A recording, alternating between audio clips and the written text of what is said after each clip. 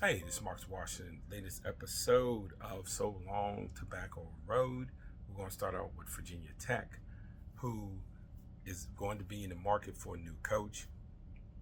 Depending on what outlet you've read they're going to pledge 50, $60 million to NIL. They've brought in Bruce Arians in some sort of consulting uh, role. Virginia Tech is trying to show the nation that they are ready to go all in on football financially.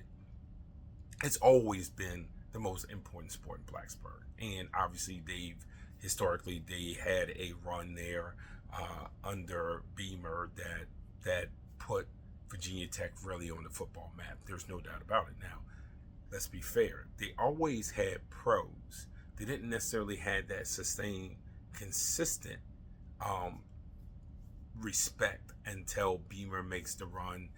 All kinds of Tidewater players in Blacksburg, and they won a boatload of games there. But they're in line for a coach, and supposedly they're going to be looking for a veteran coach. Even though, if Brian Hartline was available and willing to come to Virginia Tech, even though he is not a veteran, experienced head coach, he's an assistant coach. He has a lot of experience. I think that would be a great hire. But if they want to go with a head coach, the three names, at least that I have, that I would say for them to take, or I would recommend to take, would either be Bob Chesney over at James Madison, Jerry Chadwell over at Liberty, or John Sumrall at Tulane. I think all three would be hires that could get Virginia Tech to the next level.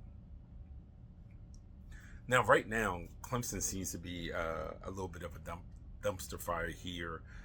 Uh, we saw the kind of a lashing out by Dabo Sweeney at his midweek press conference. Hey guys, you guys tired of winning, you can get rid of me. That nonsense. It kind of reminded me of Notre Dame basketball last year, where their coach did the whole, don't blame it on the kids type of deal there at Shrewsbury, and it didn't work out because they followed that with a loss. And you know what Clemson did? Yes, they followed that with a loss. Syracuse came down to Clemson, South Carolina, and essentially donkey stomped them. And I don't even know how bad it would have been had it not been for the delay because of the weather that allowed Clemson to kind of take a break. Because Syracuse was well on their way to like truly, truly, truly boat racing them. And for Clemson, it's just one of those things that they don't. Anyone that I've spoken to that's a Clemson alum, no one wants to get rid of Dabo Sweeney. They just want him to change. They just want him to modernize himself a little bit. No one wants him fired. I have not spoke to one Clemson alum that says, you know what we need to do? We need to fire Dabo. None of them say that. They all say the same thing. Man, Dabo's a great coach.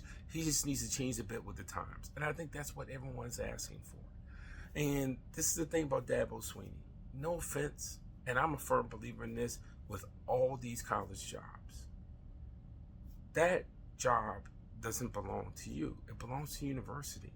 You're the one in it at the time being. These guys are getting paid millions upon millions of dollars. Your job is to do what's best for the university, whatever their benchmarks are. So if their benchmarks is we want to see you make the playoffs, you do what you do to make the playoffs. If it's to at least get to the semifinals, you do that. If it's win a conference, you do that.